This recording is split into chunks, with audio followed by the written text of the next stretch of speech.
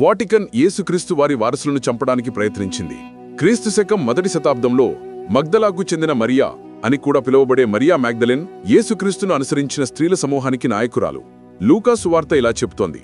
బైబుల్లో ఎక్కడా మగ్దలెన్ మరియను వేశ్యగా వర్ణించలేదని గమనించడం ముఖ్యం. తప్పుడు వివరణ ఎక్కడి నుండి వచ్చిందో కూడా స్పష్టంగా లేదు. ఈజిప్టులో కనుగొనబడి చర్చిచే విస్మరించబడిన మరియ సువార్తలో ఆమెను అతని భార్యగా అర్థం చేసుకున్నారు. ప్రారంభ క్రైస్తవులందరూ యేసు మృతులలో నుండి లేచాడని నమ్మలేదు. చాలా మంది యేసు క్రీస్తు బతికి పారిపోయాడని భావించారు. బహుశా జపాన్ వరకు పారిపోయారు. మేరీ మ్యాగ్డలెన్ కూడా యేసు పుట్టబోయే బిడ్డను తన గర్భంలో మోసుకొని పారిపోయింది. హింస నుండి తప్పించుకోవడానికి మరియు తన బిడ్డను రక్షించుకోవడానికి ఆమె ఫ్రాన్స్కు పారిపోయింది. మేరీ తనతో పాటు హోలీ గ్రేల్ను ఫ్రాన్స్కు తీసుకెళ్లిందని చెబుతారు. ఆమె మర్సైల్కు వచ్చినప్పుడు గిన్నెపోయింది. ఆ తర్వాత మేరీ మ్యాగ్డలిన్ యేసుబిడ్డకు జన్మనిచ్చింది. అందువలన క్రీస్తు రక్తం కొనసాగింది. ఆమె మరణం తర్వాత ఆమె వంశం కొనసాగింది మరియు ఆమె కుమారులు మెరోవింగియన్ రాజవంశం యొక్క మొదటి రాజులయ్యారు. ఈ విషయం తెలుసుకున్న చర్చ్ మెరోవింగియన్లను ఓడించడానికి ప్రయత్నించడం ప్రారంభించింది. క్రీస్తు శకం 679లో రాజు డాగోబట్ట రెండవ విజయవంతమైన హత్య వెనక వారి ప్రయత్నాలు ఉన్నాయని చెప్పబడింది. కానీ ఈ హత్య రక్త సంబంధాన్ని పూర్తిగా తుడిచిపెట్టలేదు.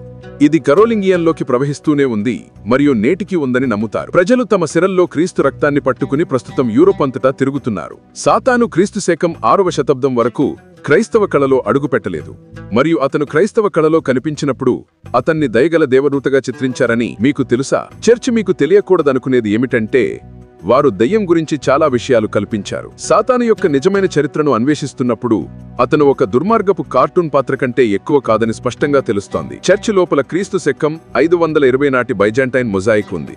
మొజాయిక్ గొర్రెలు మరియు మేకల ఉపమానం అని పిలువబడే మత్తయి సువార్త నుండి ఒక దృశ్యాన్ని వర్ణిస్తోంది. చిత్రంలో యేసుక్రీస్తు తన ముఖం శిశువు అడుగుల్లా మృదువుగా కనిపిస్తోంది. అతని కుడివైపున ఎర్రటి రెక్కలు మరియు ఎర్రటి వస్త్రముతో ఉన్న దేవదూత ఉన్నాడు. ఎర్రటి రెక్కలు కలిగిన దేవదూత ప్రధాన దేవదూత మైఖేలు. యేసు ఎడమవైపున నీలిరంగు దుస్తులు ధరించిన ఒక దేవదూత కొన్ని నాగరికమైన నీలిరంగు రెక్కలు ధరించి ఉన్నాడు.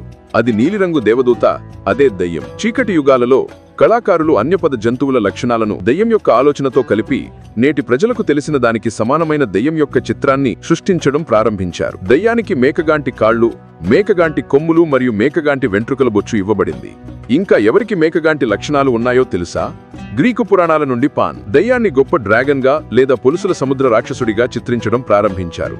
ఈ ప్రాతినిధ్యం నార్డిక్ మిథాలజీ నుండి వచ్చింది. అతను ఒక మృగం, డ్రాగన్, మేక, పంది మరియు సరీసృపం. కళాకారులు దయ్యం యొక్క అనేక ముఖాలను చిత్రించడంలో పిచ్చిగా ఉన్నారు.